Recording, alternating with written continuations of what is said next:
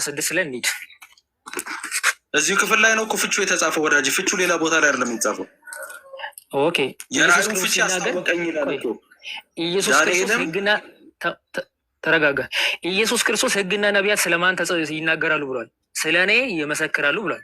እንግዲህ ዳንኤል ከትንቢት መጽሐፍቶች መካከል አንዱ ነው።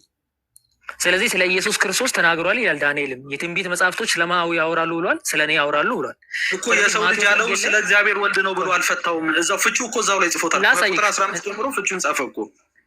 ላሳይክ። ፈረንጅ ያለ ሰው እየሰማ ነው። ፍቹ ላይ የሌለ ነገር አትጨምር። ይስማ። ብሉይ ኪዳን የሚበራራው በአዲስ ኪዳን ነው። ስለዚህ ተረጋጋ። አይደለም ካልከኝ እንትን እናደርጋለን። የሰው ልጅ የተባለ መላእክትም የሰው ልጅ ተብሏል ወዳጄ። ብዙ መላእክት የሰው ልጅ ተብሏል። ብዙ ነገር ተብሏል።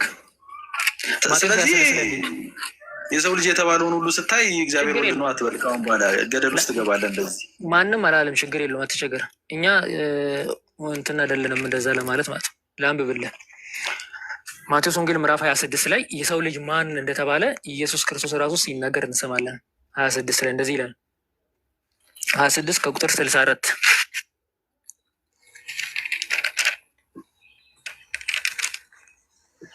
ምንድነው ታነብልኛለህ?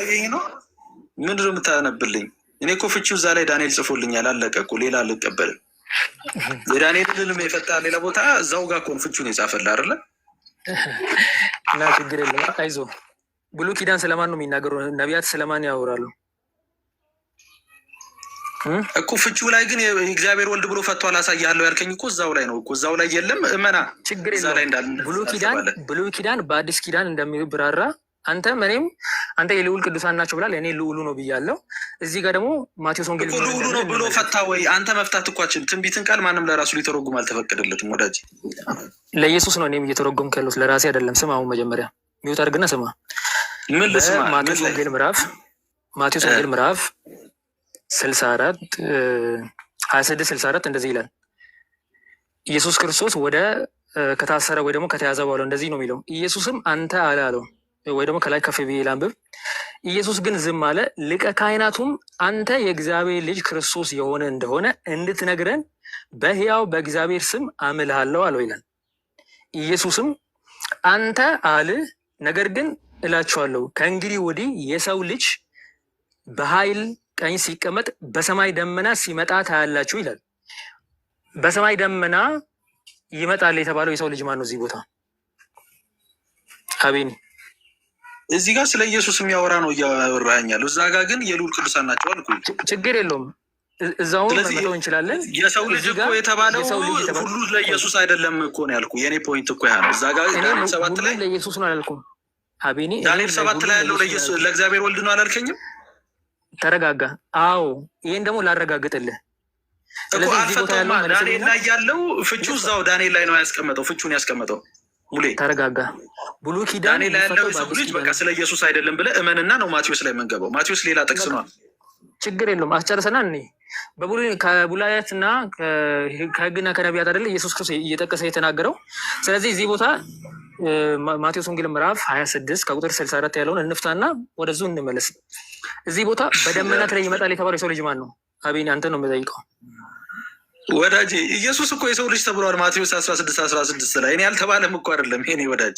ዳንኤል 7 ላይ ግን ያለው ኢየሱስ ነው ስትለኝ አይደለም፣ አልተፈታም። የሚጠይቅን መልስልኝ። እዚህ ቦታ ችግር የለውም። ሁሉ ቦታ የሚለው የሰው ልጅ የሚለው ኢየሱስን አይደለም ብላ ችግር የለውም፣ እስማማለሁ። እኔም እንደዛ ብዬ ስለማማ። ስለዚህ የዳንኤሉ ነው አይደለም። አሁን የዳንኤሉን ስለጠቀስክ እዛ ላይ የዳንኤሉ አቤን በስርዓት አውራ። እኔ ነኝ የሚውት ያደረኩት። ዳንኤሉ ላይ ያለው የሰው ልጅ የሚለው የእግዚአብሔር ወልድ ነው ወይ ነው ጥያቄ። አንተ ማቴዎስ ላይ ላረጋግጥልህ። ዳንኤል አልፈታውማ። ዳንኤል ያልፈታውን አንተ ነው የምትፈታልኝ። ዳንኤል ተጨራሱ እኮ ነው የሚለው። ጸልዮ እግዚአብሔር መልስ የሰጠውን አንተ ልትቀይረው ነው። እዛ ጋ ያለው የልዑል ቅዱሳን ናቸው ብሎ እዚህ ጋ ያለው መልስልኝ፣ አረካችሁኝ። መልስልኝ፣ አትፍራ። ወደዛ እንመለሳለን። እዚህ ቦታ በደመናት ላይ ውረድ፣ ችግር የለውም። ማውረድ እንደዛ ነው ሲጀመር። ውረድ። ከወረድ እንግዲህ እውነት የለህም ማለት ነው። በራስህ ማውረድ ትችላለህ። እኔ አላወርድም እኮ። ዳንኤል 7 ላይ ያለው የሰው ልጅ ነው እየጠየቅኩ ያለው፣ ስለ ማቴዎስ አይደለም። ብሉይ ኪዳንና አዲስ ኪዳን ይጋጫል? አይ እዛ ጋር የተጠቀሰው የሰው ልጅ እግዚአብሔር ወልድ ነው ወይ ነው የኔ ጥያቄ። ብሉይ ኪዳንና አዲስ ኪዳን ይጋጫል? አይጋጭም። ብዙ የሰው ልጅ አለ እኮ አይጋጭም። ስለዚህ አንዱ የሰው ልጅ እዛ ጋር ያለው ማቴዎስ ላይ ያለው ነው እያልከኝ ነው። እናጠራ ተረጋጋን፣ እናጠራ ካልሆነ እኮ ወደዛ እንመለሳለን። አይደለም ብለህ ታብራራልኛለህ። ማቴዎስ ላይ ያለው ዳንኤል ላይ ያለው የሰው ልጅ ማቴዎስ ላይ ያለው ከሆነ እግዚአብሔር ወልድን ወደ እግዚአብሔር አብ ያቀረቧቸው ማን ናቸው? መልስልኝ። በቃ ችግር የለውም። ሰው ስለሚያዳምጥ ማን ያቀረበ? ይችን እንፍታና ከዛ እንቀጥላለን። ልፍታው መጀመሪያ እዚህ ቦታ በማቴዎስ ወንጌል ምዕራፍ 26-64 ላይ የሰው ልጅ የተባለው ማን ነው? በዳመናት ላይ ይመጣል የተባለው ግልጽ እኮ ነው። እዚህ ጋ ያለው ማቴዎስ ላይ ያለው ስለ ኢየሱስ ነው የሚያወራው። በጣም ጥሩ። በመጽሐፍ ቅዱሳችን መሰረት በደመናት ላይ የሚሄድ ከእግዚአብሔር ውጭ ያለ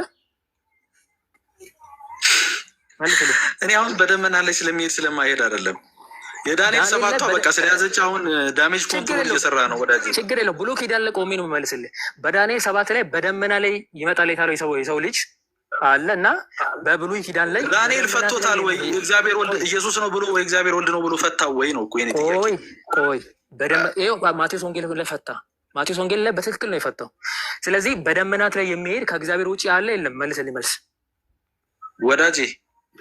መላእክትን በደመናት ላይ ይራመዳሉ። አባቴ በደመናት ላይ መላእክትን ተራምደዋል። ስለዚህ በደመናት ላይ የሚሄድ የሚለው አሳይ ማስረጃ ስጠኝ። ዳንኤል 7 ላይ ያለውን ማስረጃ ስጠኝ። ዳንኤል 7 ላይ ያለው እግዚአብሔር ወልድ ነው የሚል ማስረጃ ዳንኤል ላይ ፈቶታል ወይ? ጥያቄን አልቀይርም ሙሌ አልቀይርም። መልስ ከሌለው ውረድ በለኝ፣ እወርድልሃለሁ። መልስ ከሌለው የለኝም በለኝ፣ ችግር የለውም። መልስ እኔም አላስወረድም። ዳንኤል 7 ላይ እግዚአብሔር ወልድ ብሎ ፈቶታል ወይ የሰው ወልድ? ከእግዚአብሔር ውጭ በደመናት ላይ የሚሄድ አለ የለም? እሱ መልስልኝና ከዛ ወደ ዳንኤል እንሂድ። ውጣ፣ በራስህ ተወጣታለኝ፣ ማንም አያወርድም። ተመልከቱ መጽሐፍ ቅዱሳችን ላይ በዘዳግም